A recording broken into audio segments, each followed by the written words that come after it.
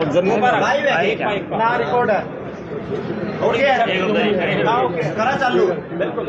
साथियों, इंडिया गठबंधन झाड़ू का निशान कुरुक्षेत्र में बहुत तेजी से आगे बढ़ रहा है। कल 16 तारीख को हरियाणा के पूर्व मुख्यमंत्री चौधरी भूपेंद्र सिंह हुड्डा 5 जनसभा करेंगे। 10:30 बजे सुबह वो लाडवा अनाज मंडी के अंदर आएंगे, वहां पे जनता को संबोधित करेंगे। 11:40 पे ओल्ड अनाज मंडी ठूल शाहबाद के अंदर वो जनसभा को संबोधित करेंगे। 12:50 पे अनाज मंडी गुला चिक्का कैथल में वो जनसभा को संबोधित करेंगे।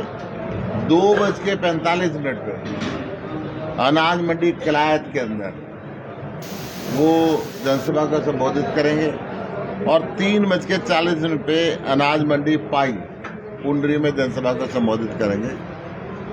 सारे जो यहाँ पे एमएलएस रहे हैं, मंत्री रहे हैं, कांग्रेस पार्टी के जितने भी साथी रहे हैं और जिन्होंने अभी अभी कांग्रेस ज्वाइन की है, वो सारे साथी इन जनसभाओं में हमारे साथ रहेंगे।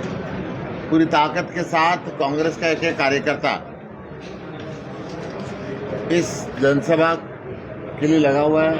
आम आदमी पार्टी के कैंडिडेट डॉक्टर सुशील गुप्ता के लिए लगा हुआ है, झाड़ू के निशान के लिए लगा हुआ है और मेहनत के साथ कर रहे हैं। कल माननीय मुख्यमंत्री अरविंद केजरीवाल जी आए थे। उनका कुरुक्षेत्र में जो रोड शो हुआ, जनता का अपार स्नेह उसका हमें मिला। लगभग हर स्थान पे उन्होंने भी जो रोड शो किया, लगभग 25 हजार लोग हर जगह पे उनके आए। उन्होंने पेहवा के अंदर किया, शाहबाद के अंदर किया, लाडवा के अंदर किया, रादौर के अंदर किया। पूरा जनसमूह, लोग छतों पे चढ़े हुए थे, छज्जों पे खड़े हुए थे, पेड़ पे चढ़े हुए थे। जहां जिसको जगह मिली वो अरविंद केजरीवाल जी को सीधा जेल से छूट के पहली बार हरियाणा की धरती पे कदम रखा। कुरुक्षेत्र लोकसभा के अंदर उन्होंने रोड शो किया। जनता का अपार जन समर्थन मिला। अरविंद केजरीवाल जी ने 10 गारंटी भी दी कल। पहली गारंटी 24 घंटे मुफ्त बिजली, वर्ल्ड क्लास शिक्षा व्यवस्था, सबको फ्री इलाज, बहुत बेहतरीन हॉस्पिटल, चीन से कब्जा मुक्त सेना को पूर्ण स्वतंत्रता। चीन और पाकिस्तान ने जो हमारी जमीन कब्जा कर रखी है उसको हम पीछे हटाएंगे। अग्निवीर योजना को बंद करेंगे। ओल्ड पेंशन स्कीम पूरे देश के अंदर लागू करेंगे। भ्रष्टाचार मुक्त देश को करेंगे। जीएसटी को पीएमएलए से बाहर करेंगे। छोटी छोटी गलतियां अकाउंटेंट पे हो जाए तो व्यापारी को अंदर जाने का डर रहता है। ये भय का मुक्त व्यापार करेंगे। जीएसटी का सरलीकरण भी करेंगे। 2 करोड़ नौकरियां तुरंत प्रभाव से दी जाएंगी और किसानों को स्वामीनाथन रिपोर्ट के हिसाब से कीमत का 1.5 गुना एमएसपी की गारंटी का कानून बनाया जाएगा। हम इंडिया गठबंधन के तहत जो चुनाव लड़ रहे हैं, जनता को एक सुनहरे भविष्य का विजन हम अपने दिमाग में रख के चल रहे हैं। भाजपा के बताने के लिए कोई विजन नहीं है। 10 साल से भारतीय जनता पार्टी सत्ता के अंदर बैठी है। लगातार वो झूठ बोल रहे हैं। केवल और केवल जाति और धर्म के नाम पे वो चुनाव लड़ रहे हैं। 10 साल के 10 काम उनके पास बताने के लिए नहीं है। भाजपा का हर वर्ग पे बीजेपी ने लाठी चलाई। कोई सा भी वर्ग गया, चाहे कर्मचारी गए, चाहे सरपंच गए, चाहे किसान गए, आंगनवाड़ी वर्कर गए, आशा वर्कर गए, मनरेगा मजदूर गए, सब पे सारी हदें लांग दी। 10 साल जनता को धोखा देते रहे, आप फिर मौका मांग रहे हैं। ऐसा कैसे हो सकता है? जनता ने कई गांवों के अंदर बोर्ड लगा दिए कि बीजेपी और जेजेपी का घुसना बना है। नवीन जिंदल उस पार्टी का झंडा उठा के घूम रहे हैं जिन्होंने हरियाणा के अंदर 9,500 करोड़ रुपए का शराब घोटाला किया।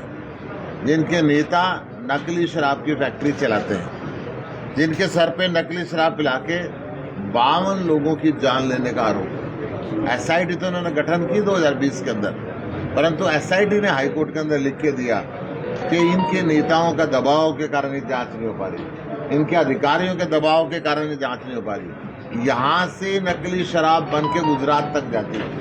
ये एसआईटी की रिपोर्ट है। नवीन जिंदल जी ने उस पार्टी को ज्वाइन किया जिन्होंने किसानों पे एनएसए लगाया, उनकी प्रॉपर्टी जब्त की, उनके ऊपर गोली बरसाई, सुकरण किसान की हत्या कर दी, 750 किसानों की शहादत ले ली। 10 साल तक इन्होंने शोषण किया। अब जनता ने मन बना लिया है इंडिया गठबंधन को लाने का। एक और बात, आज वो दादा गौतम एक पीसी करके गया है, ये क्या कहेगा कि सुशील गुप्ता को वोट मत देना, बाकी किसी को दे दो। मैं दादा गौतम से कह रहा हूँ सीधे सीधे नवीन जिंदल की मांग लेते। आपका जो समझौता टूटने का ड्रामा क्यों कर रहे हो? मांग लो ना, हाथ जोड़ के नोगे नवीन जिंदल की दे दो। तुम बीजेपी के दलाल थे, हो और रहोगे। बीजेपी से आगे तुम्हारा कोई विजन नहीं है। जो किसानों को दुख दिया जिस पार्टी ने, किसानों के साथ अत्याचार किया जिस पार्टी ने, आप बैकडोर से पूरा चौटाला खानदान और उनके साथी आज बीजेपी की मदद कर रहे हैं। आपने बयान दिया था कि अभय चौटाला की वोट नोटा से कम आएंगी, आज भी कह रहा हूं मैं। उनकी प्रतिक्रिया ये है कि सुशील गुप्ता को मेरे सामने ले आओ, मैं उसकी तसल्ली बता दूं। सामने जिस मंच पे आ जाए, स्वागत है उसका, अभिनंदन है। आइए एक मंच पे सीधा खड़े होकर बात करेंगे। गुप्ता जी, कल चीका में जो है भाजपा के नेताओं ने एक दूसरे के पोस्टर फाड़े हैं, क्या कुछ कहना चाहेंगे? अंदर खिलाए आप देखिए, भाजपा के कार्यकर्ता आज इस बात से दुखी हैं कि जिंदल जीतते चाह रहे, इनके पास नहीं आना, वो हवाई जहाज में रहना है, विदेश में रहना है। इसलिए भाजपा के कैलाशो सैनी कांग्रेस ज्वाइन करेगी। भाजपा के और कई नेता, इनके सहयोगी नेता इंडिया गठबंधन को ज्वाइन करके, या आम आदमी पार्टी के इनके पुराने मंत्री ज्वाइन करके। आज बीजेपी का कार्यकर्ता भी दुखी है कि नवीन जिंदल को अब लोगों पे तो विश्वास नहीं रहा, कुरुक्षेत्र, कैथल और यमुनानगर के लोगों पे तो विश्वास नहीं रहा, अब बाबाओं पे विश्वास जता रहे हैं। शायद वही कोई मंत्र मारे हैं और इनके नैया पार लगाए। गुप्ता जी, गौतम जी कह के गए हैं कि अरविंद केजरीवाल गद्दार है और ओबरान साहब से भी खतरनाक है। ये दादा गौतम की सरकार, जिन्होंने बचा खुचा पानी भी राजस्थान को दे दिया, इनको शर्म नहीं आती। ये किसान हितैषी बनते हैं, ड्रामा करते रहे। इनकी 3 जगह सरकार रही, आज तक इन्होंने केंद्र सरकार से पानी नहीं लिया। और जो हरियाणा के किसान पाने के लिए दुखी था, दादा गौतम, खट्टर और दुष्यंत मिलकर साजिश करके हरियाणा के किसानों के साथ इन्होंने पानी राजस्थान को दिया। गुप्ता जी के सरकारी अधिकारियों द्वारा जनता पीड़ित हो जाती है, उनके काम नहीं हो पाते। आम आदमी पार्टी ने क्या रुख अपनाया है? आम आदमी पार्टी सिस्टम को सरल नहीं। आम आदमी पार्टी के राष्ट्रीय संयोजक ने कल कहा, जैसे व्यापारी हैं, परेशान रहते हैं, हम जीएसटी का सरलीकरण करेंगे, उसको ये ईडी में ले आए। हमने जैसे पंजाब के अंदर ग्रीन कलर की रजिस्ट्री कर दी, उस रजिस्ट्री के बाद इंडस्ट्री लगाने वाले को और कोई परमिशन लेने की जरूरत नहीं। ऐसे नियमों का सरलीकरण सारे देश में। गुप्ता जी, आरएसएस जबरदस्त इम्पैक्ट को लेकर आरएसएस द्वारा बैठक बुलाई गई थी, जिसमें ये चर्चाएं चल रही है कि 8 सीटों पर जो स्थिति कमजोर है, उसको लेकर कैसे देखते हैं कि आरएसएस द्वारा जो मीटिंग लेकर? वो आरएसएस गलत प्रचार कर रही है। 8 पे नहीं, 10 पे स्थिति कमजोर है इनकी। 10 की 10 पे इनकी स्थिति कमजोर है। 10 की 10 ही हार रहे हैं। पहले 10 की 10 इनके माना करते, अब आरएसएस 8 मानने लगी। एक ये सोचते हैं खट्टर जीत जाएगा, और एक और ये गुड़गांव की सीट की बात करते हैं कि इनकी 2 सीट शायद इनको मिल जाए, परंतु मैं दावे के साथ कह रहा हूँ इनकी एक भी नहीं आनी। खट्टर भी हारेगा और गुड़गांव भी हारेंगे। थैंक यू, बहुत बहुत धन्यवाद जी। जो 3 निर्दलीय विधायकों ने वो समर्थन वापसी का जो लेटर भेजा था, वो रिजेक्ट कर दिया है आज पर। कितने दिन रिजेक्ट करेंगे? गवर्नर के सामने परेड करेंगे। गवर्नर इनका है, 5 जून को गवर्नर बदल जाएगा, सरकार आ जाएगी, फिर इनकी ये सरकार भी गई। Thank you.